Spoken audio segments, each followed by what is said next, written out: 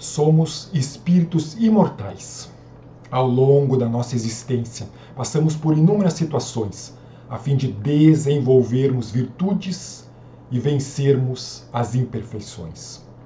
E assim, entre erros e acertos, vamos avançando pela longa estrada rumo à perfeição, a qual alcançaremos pelos nossos próprios méritos e após muito esforço.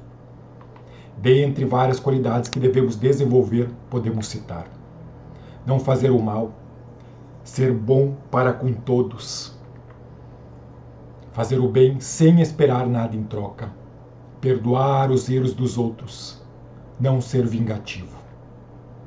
De acordo com a resposta dada pelos mentores espirituais na questão 918 do Livro dos Espíritos, estas são as principais qualidades que precisamos ter para podermos entrar nos mundos superiores. É óbvio que não é nada fácil perdoar quem nos faz algum mal, ou rezar por aquela pessoa que não gosta da gente. Mas, se não fizermos isto, que valor teremos? Não é assim que agem os egoístas e interesseiros, tratando bem somente quem lhes interessa? Temos de entender que ao perdoar os erros dos outros ou rezar por aquela pessoa que nos prejudica, não estamos concordando e nem aceitando as atitudes maldosas do outro, mas estamos demonstrando que não participaremos dessas atitudes erradas e que queremos colocar um ponto final nisto, para assim vivermos em paz. Da mesma forma que uma pessoa honesta não aceita participar em golpes e nem prejudicar os outros, nós também não devemos nos iludir com os discursos de ódio ou por um momento de raiva. E com isso eu não estou dizendo que o agressor deva ficar impune. É justo procurar os órgãos competentes como a polícia, o PROCON, etc., quando se sentir prejudicado. O que quero dizer é para não deixar esses sentimentos inferiores tomarem conta, se contaminando com o veneno da vingança. Quem comete um crime, quem prejudica o outro, é sempre um coitado, um sofredor querendo espalhar sua dor para os demais. Algumas semanas atrás, o jornal Zero Hora publicou uma reportagem sobre o vandalismo numa escola infantil de Porto Alegre. Nessa escolinha, construíram 2 girafas para as crianças brincarem. E de noite, alguém ia lá quebrar a cabeça das girafas. Isto aconteceu 16 vezes. Sim, reconstruíram 16 vezes e 16 vezes o infeliz foi lá para quebrar. Aí perguntaram para um psiquiatra por que alguém faz isto. A resposta foi que na infância deste vândalo ou de seus filhos, ele deve ter frequentado uma escola bem precária, com pouquíssimos recursos, e agora não suporta ver as outras pessoas com algo melhor. Ou seja, é um sofredor querendo que os outros sofram tanto quanto ele. Mas na televisão vemos golpistas em casas luxuosas, com carrões, viajando pelo mundo e parecem bastante felizes. Verdade. Disse bem. Parecem.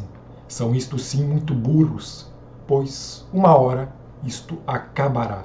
E como acontece com todo mundo, terão de responder pelos seus atos, nesta vida ou na próxima. Durante muitos anos, Chico Xavier visitou um jovem que tinha o corpo todo deformado e que morava num barraco à beira de uma mata. O estado de alienação mental era completo. A mãe deste rapaz era também muito doente e o Chico a ajudava a banhá-lo, alimentá-lo e a fazer a limpeza do pequeno cômodo em que moravam. O quadro era tão deprimente que, numa de suas visitas, em que um grupo de pessoas o acompanhava, um médico perguntou ao Chico: nem mesmo neste caso a eutanásia seria perdoável? Chico respondeu: Não creio, doutor. Este nosso irmão, em sua última encarnação, tinha muito poder. Perseguiu, prejudicou e com torturas desumanas tirou a vida de muitas pessoas. Algumas o perdoaram, outras não. E o perseguiram durante toda a sua vida, aguardaram o seu desencarne, e quando ele deixou o corpo, eles os agarraram e o torturaram de todas as maneiras durante muitos anos. Este corpo disforme e mutilado representa uma bênção para ele. Foi o único jeito que a providência divina encontrou para escondê-lo de seus inimigos. Quanto mais tempo aguentar, melhor será. Com o passar dos anos, muitos de seus inimigos o terão perdoado. Outros terão reencarnado. Aplicar a eutanásia seria devolvê-lo às mãos de seus inimigos para que continuassem a torturá-lo. Vemos aí que nem a morte é capaz de acabar com o ódio. Por isto não devemos fazer mal a ninguém, visto que pela lei de causa e efeito, um dia teremos de responder por isto.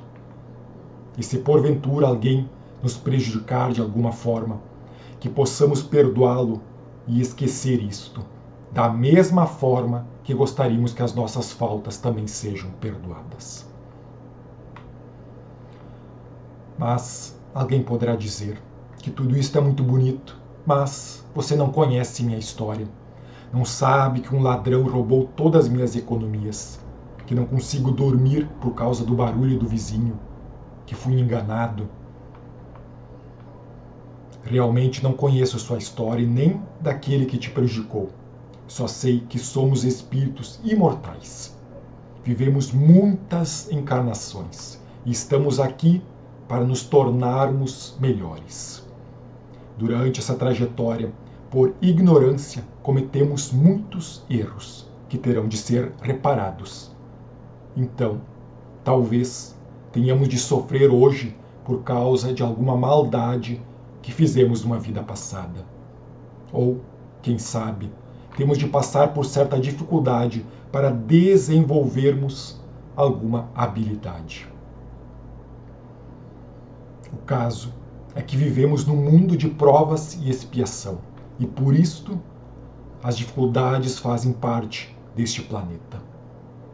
Diante disto, não ajuda em nada se revoltar com as situações adversas e nem culpar os outros. Inclusive, quem puder, leia o livro Eustáquio, 15 séculos de uma trajetória.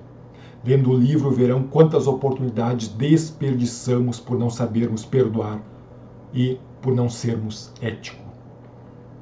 Não é porque alguém pensa diferente da gente que ela não presta. Não é porque alguém não gosta da gente que devemos odiá-la. Ninguém é obrigado a gostar de ninguém. O que deve haver é o respeito. E como é bom ser respeitado, viver em paz, ser feliz. Então, façamos por merecer isto. Chega de discurso de ódio, basta de compartilhar notícias falsas. Estamos todos no mesmo barco. Por isto, deixemos de lado as diferenças para construirmos um mundo melhor. Não importa o tempo que levarmos, a caminhada só termina quando alcançarmos a perfeição. Então, a escolha é nossa, se faremos o caminho mais longo ou o mais curto, visto que só entraremos nos mundos superiores depois que tivermos desenvolvido determinadas qualidades. Enquanto não formos capazes de perdoar, enquanto deixarmos o ódio e a raiva guiar as nossas ações, continuaremos presos nesse ciclo de encarnações. Quando Jesus nos convida a amar os inimigos, a fazer o bem àqueles que nos odeiam e a rezar por aqueles que nos prejudicam, é óbvio que ele não está querendo que a gente aceite numa boa as atitudes maldosas do outro, e muito menos que nos aliemos ao mal. Na verdade, o Divino Mestre quer nos preservar contra o veneno do ódio, para que possamos nos elevar acima dessas circunstâncias passageiras, alçando o voo rumo à felicidade eterna. Assim seja.